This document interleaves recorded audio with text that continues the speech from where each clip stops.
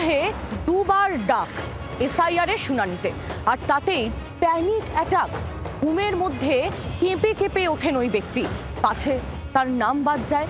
আর তৃণমূলের তরফ থেকে এই ঘটনা সামনে আসার পরই অভিযোগ করা হচ্ছে যে এইভাবেই এসআইআর এর শুনানিতে মানুষকে হয়রান করা হচ্ছে। দেখুন প্রতিবেদন।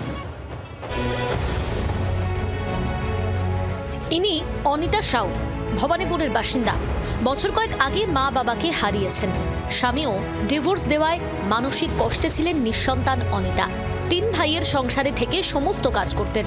21শে জানুয়ারি স্যারের শুনানিতে ডাক পান তিনি। কাগজপত্র দেখে সব ঠিক আছে বলে বাড়ি পাঠানো হয়েছিল। সপ্তাহ ঘোরেনি।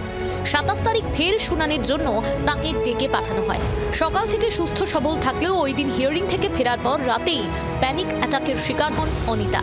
তার নার্ভে পার্কিনসন্স রোগের উপসর্গ দেখা দিয়েছে বলে জানান বাঙুর ইনস্টিটিউট অফ নিউরোলজির চিকিৎসক। হাত পা কাঁপছে, পুরো বডি কাঁপছে। আমার হাত পা কি, আমার পুরো বডি কাঁপছে। কেন? ভয়। আমি পাশের বাড়ি বৌদিকে, দিদিকে, সবাইকে ধরে কাঁদছি যে আমার কি হবে যদি নাম বাদ চলে যায়। আমার তো মানে এরম মনে হলে যে আমি কোথাও চলে যাই। অনেক কিছু ডাক্তার আমাকে বলেছে, তাও বলেছে মন থেকে আতঙ্ক বার করো। যদি তুমি আতঙ্ক বার না করতে পারো মেডিসিন কোনো কাজ করবে না। কিন্তু না, এখনো পারিনি। ওর মনে হচ্ছে কি আমার নাম বাদ গিয়ে যাবে, এই চলে যাবে, সে চলে যাবে, আমি কোথাও যাবো।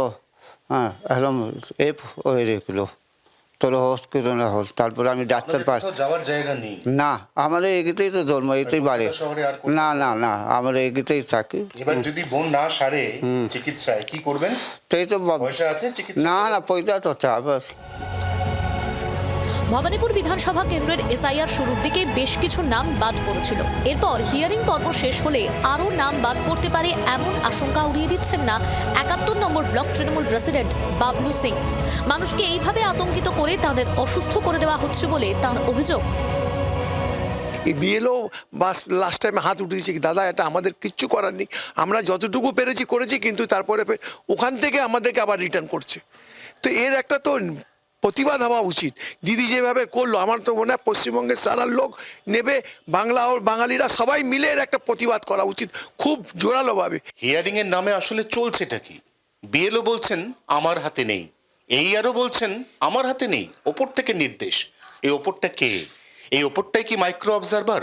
কারণ মাইক্রো অবজারভার আবার দাবি করছেন তারা এইআরওর দেওয়া তথ্যের ভিত্তিতেই হিয়ারিং প্রক্রিয়া সম্পূর্ণ করছেন। যদি তাই হতো তাহলে 42 বছরের এই মহিলা, যিনি রীতিমতো সুস্থ সবল ছিলেন, তিনি হঠাৎ করে জানুয়ারি মাসের একেবারে শেষ দিকে এসে কেন প্যানিক অ্যাটাকে এরকম অসুস্থ হয়ে পড়লেন?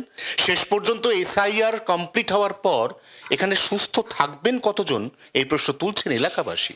জি 24 ঘন্টার জন্য ক্যামেরা জয়ন্তর সঙ্গে অয়ন, কলকাতা। বাংলার আওয়াজ, বাঙালির আবেগ, জি 24 ঘন্টা।